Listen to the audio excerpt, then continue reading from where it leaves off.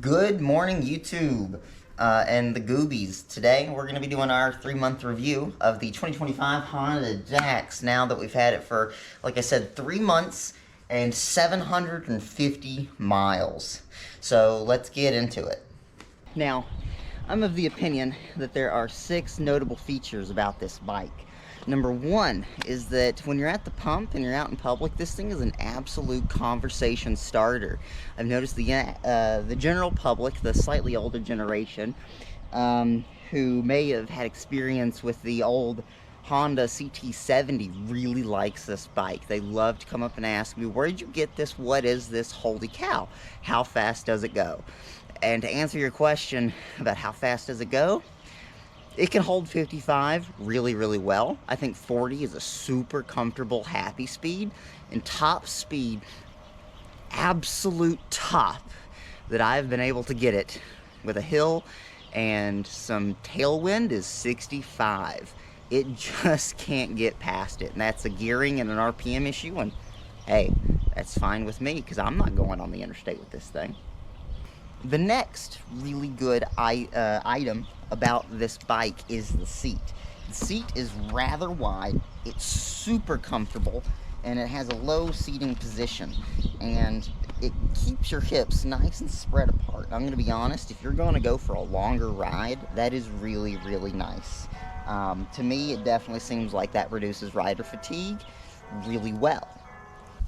Now, the next thing I want to talk about is the engine tune. This has the exact same engine that's on the Grom, and it's absolutely fantastic. It's really interesting, I guess, seeing the difference that an engine tune can do to a bike. It's very smooth.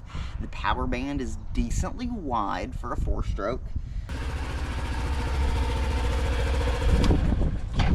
Which brings me to my next point. I absolutely love the styling of the bike, and I think that goes back to maybe my first point of this thing is a conversation starter. At first, I don't know, I wasn't a huge fan, but as I rode it and I looked at it, I could not help it. I loved it. The Dachshund sticker on the side, I really think was a great hook. I mean, who doesn't love a good animal sticker on their anything, really? And finally, that brings me to probably my last good point about this bike, is this 4-speed semi-automatic transmission.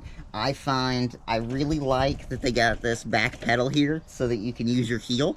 I think the accessibility in general of this bike is absolutely fantastic. I got a friend who was born without an arm below his elbow, and he can't ride most bikes. They don't have, 1, they have a clutch. 2, they got quite a bit of power for trying to ride with only one hand. This thing is pretty low power, it only makes about 10 horsepower, and between not having a clutch and having a super easy to use shifter, I just think the accessibility is absolutely awesome. Now, it is a 4-speed, and that brings me into some of my negative points, which are number 1, I think that it could benefit from a 5th gear. I do know that if you gave it a 5th gear, it would probably compete with the Grom and some of the other Honda bikes a little too much, especially in the mini moto segment. But alas, it doesn't have a 5th gear. I think it should. I also really don't like that to shift down into 1st gear, you really need to be below 6 miles an hour, or you're going to get some sort of rear wheel lockup during the downshift. That can be dangerous for new riders, including myself. It caught me off guard a few times, and it has caught my wife off guard a few times as well. So then that brings me to my next point, is it doesn't have a gear indicator, and it doesn't have a clock. Let's look at the gauge cluster.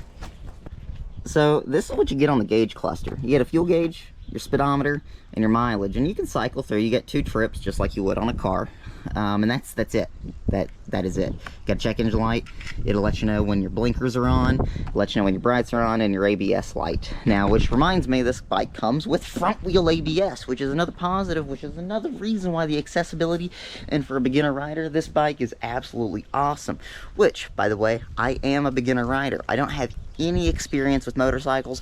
I don't claim to be a biker. Actually, for the most part, I really don't fit in with the biker community at all. And I'll be honest, even with the 2 125cc bikes that I got, it feel the itch. I don't feel the need to go buy me a liter bike. I don't even feel the need to go buy a 400cc. This thing is full. The Minimoto segment is full of miles per gallon. And that brings me to probably a much less interesting point, which is this bike has exceptionally poor mod support. I'm going to be careful with that statement because in Southeast Asia, my research has taught me that this is a very loved platform. And there is a massive modding community in Southeast Asia. However, here in the United States, especially now that we have our political situation going on, the cost to import custom parts for this bike from Thailand and Vietnam is a little hard to swallow, which I'm not much of a modification guy. When I was a young teenager and a young adult, I definitely liked to modify my cars. And if I had a bike at the time, I would definitely have been trying to modify it. But now as an adult, I have found that the engineers that design these cars put in way more attention to detail and to comfortability and usability and longevity than any of the aftermarket people do. The aftermarket people throw some parts together in CAD, send it off, and get it manufactured, and they ship it out. The research and development is exceptionally poor in the automotive community, in my opinion. Now, there are good companies out there doing research and development, but let's be honest, our culture is dying. So that also means that the profits aren't there, and if it's not profitable, no one's gonna do it. Which brings me to the last negative thing I could ever talk about this bike, and which is honestly that the tank is too small. Now, the fuel tank does sit inside this nice, long, stretched, enclosed body. This frame is very stiff. So, you know, there's probably not a ton more space for fuel capacity. However, not having even a full gallon, 0.9 gallons, is a little bit disappointing.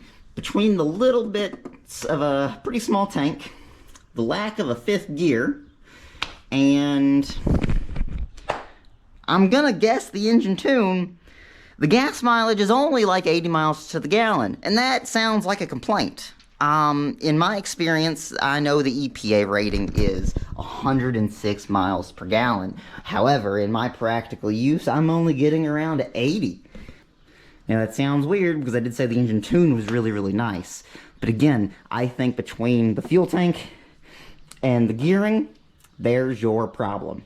I talked about some bad, and I gotta circle back to the good because I forgot to talk about this. This dual rear suspension makes for a really soft, comfortable ride.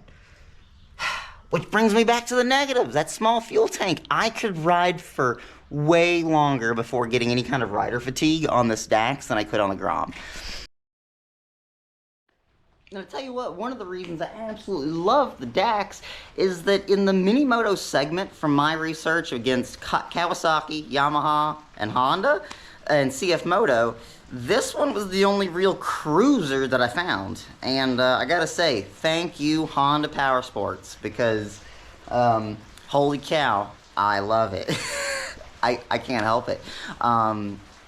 It just fits my style, I think, and I think that it fits a lot of people's style really, really well. Final bad negative thing I gotta say about it, I think it's a little pricey. I paid $4,200 for this bike new. It cost a decent chunk more, in my opinion, than the Grom. And it feels like you get a little less bike.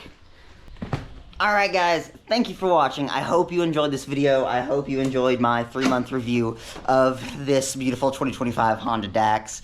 And I am excited to make some more content. The Grom review is coming in a little bit. It's got 800 miles on it, but it's not quite 3 months old yet. So, we're getting there. See y'all in the next one. Don't forget to hit subscribe. Please.